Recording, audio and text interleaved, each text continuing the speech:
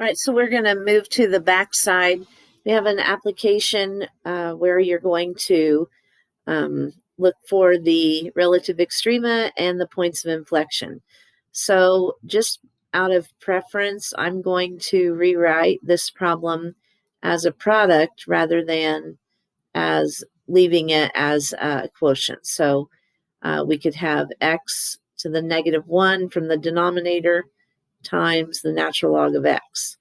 So since it is a product, when we do the derivative, we'll have to do the product rule. So we would have first times the derivative of the second, which would be 1 over x, plus, and then second, that would be your natural log of x, times the derivative of the first, so -1x to the -2 power. And then just simplifying, so this is actually 1 over x times 1 over x. So we'd have 1 over x to the second plus, and then actually would have minus, and then your natural log of x over x to the second. And it's usually better if we can write that as one fraction. So 1 minus the natural log of x over x to the second. Now, when you are trying to find whether or not you have a relative extrema, you need to find your critical numbers. And so this is what we'll do next. So our critical numbers, setting our derivative equal to 0. So y prime equal to 0. Remember, on a fraction, we just need to look at the numerator. So 1 minus the natural log of x equaling 0. So you can add natural log of x to both sides, but I'm going to write it over here. So the natural log of x equals 1. And then remember that e is your base. So we'd have, and the 1 is the exponent. Logarithms equal exponents. So e to the first power is equal to x. And e to the first power is the number e. So that is a critical number. The number e is a critical number. Now, you also need to check where y prime, not only where it equals 0, but also where it's undefined. That would be where you set your denominator, which is x squared, equal to 0. And so you do have another critical number, doing the square root of both sides of x equals 0. So critical number of e and of 0. And then we'll need to do the second derivative.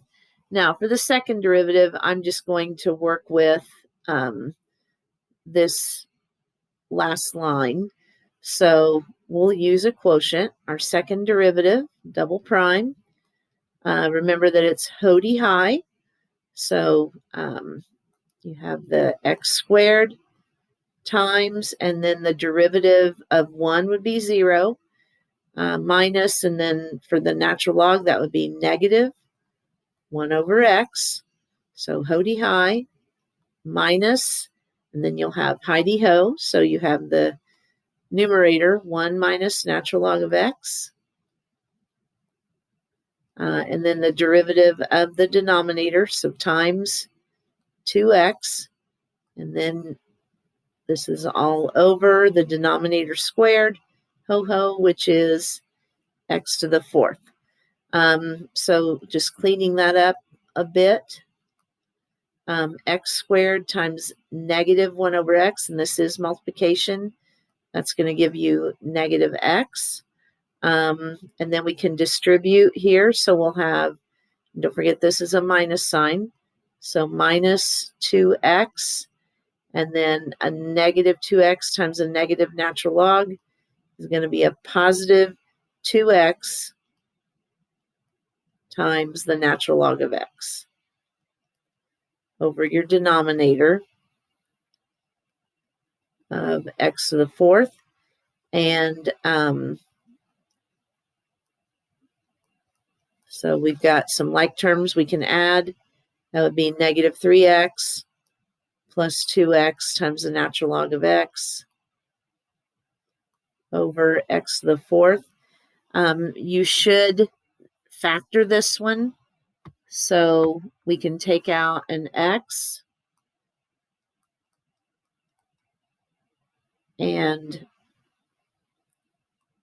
that would leave us with negative 3 plus 2 natural log of x. And then you have x to the fourth in the denominator. That allows us to cancel this x so that we would have x to the third. And so y double prime simplifies to negative 3 plus 2 natural log of x over x to the third. So your possible points of inflection, I'm just going to abbreviate PPOI, possible points of inflection. The first thing you would do is set your double prime equal to 0. And again, that's just the numerator. So negative 3 plus 2 natural log of x equaling 0. So we can add 3 and divide by 2. Get the natural log of x equals 3/2. And then e is your base. 3/2 is the exponent. So one of the critical numbers is e to the 3/2 power. And then you have also a possible point of inflection where y double prime is undefined. However, that's going to give you the same thing as what we found before. But I just want to remind you that you do need to check that. So where x equals 0 would also be a possible point of inflection. So then we would be ready to determine where we have either maxes or mins or possible points of inflection by building a table. Now, to save us time, I did go ahead and fill things in so that you could see. Notice, though, I want you to take note of a few things. First of all, we did not start at negative infinity. Remember that the original problem had natural log in it. And so the domain, and this is going to be important for you to remember, the domain of natural log begins with 0, not including the 0. So anytime that you're dealing with natural log, you will not be going to negative infinity. So starting from 0 to your first break, which would be at the critical number e, and then looking at what's going on at x equals e. And then we had from e to e to the 3/2 power, that interval, finding out what's going on at e to the 3/2 interval, and then from e to the 3/2 onto infinity. Those would be our places where we would be looking for what's going on with f prime, what's going on with f double prime. So for the f prime, and again, I believe you would need a calculator for this. But just remember, you would choose a number between 0 and e. E is 2.7 something, so 1. If you plug 1 into your derivative, you would find out that you have a positive here, and then you would need a calculator to figure out a number in this interval. Plugging that in, you would find out your derivative's negative, and then a number bigger than e to the 3/2, plugging that in and finding out that you have a negative again. Then likewise for f double prime, those same intervals, plugging into this derivative right in here where I am circling, and finding out that you have a negative, and a positive. So we can look where we have a change of sign. So from positive to negative, Remember that E was a critical number for F prime, so you could even fill in that this is 0. And then we also have this sign change going on here. E to the 3/2 was a possible point of inflection. So your F double prime was a 0 there. And then we can look to see this is positive. So the graph is increasing. Since this is negative on the double prime, it is concave down.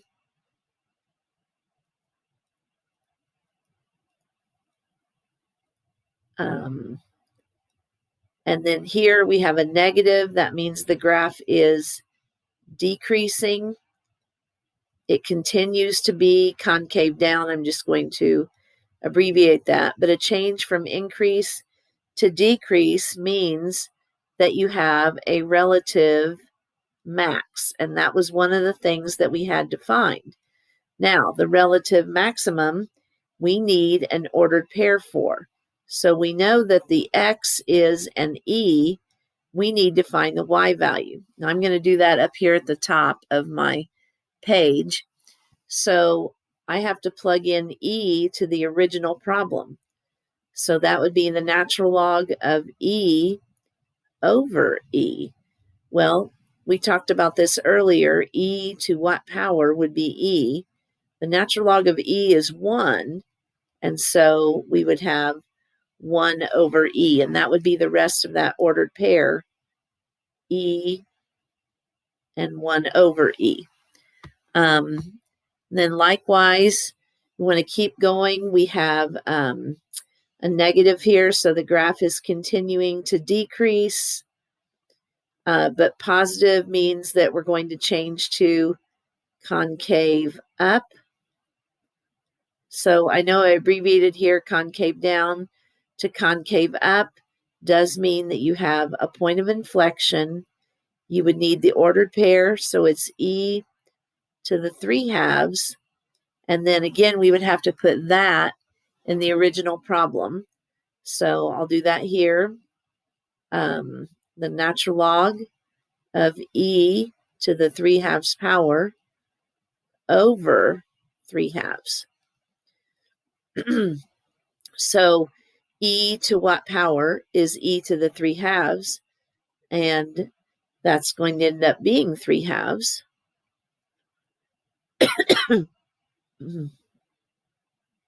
Oh, I'm sorry. This denominator is e to the 3/2.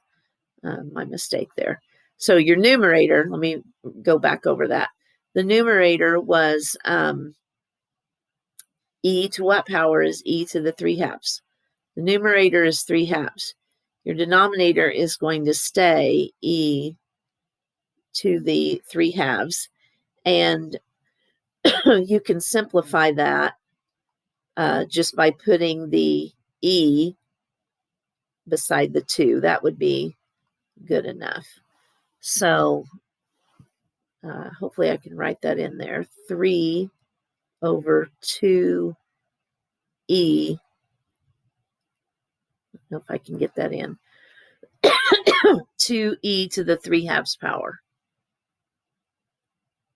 And I might have to have you look at that on your notes key. It's written a little bit more clearly.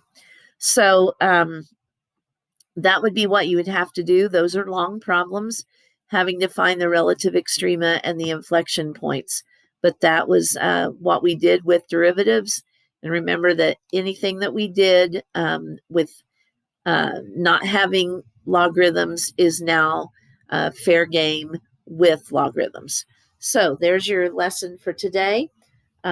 You'll have your homework assignment. Good luck, and continue to ask questions as you have them.